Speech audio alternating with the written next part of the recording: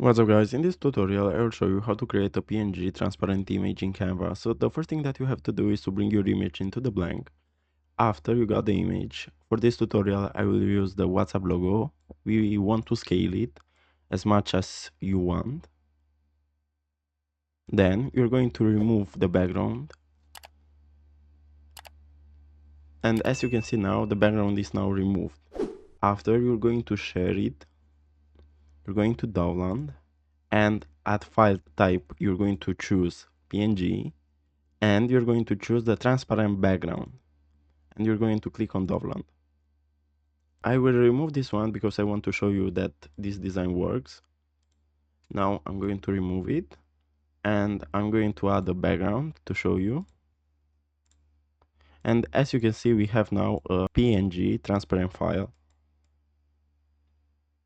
Thank you for watching, and don't forget to like and subscribe.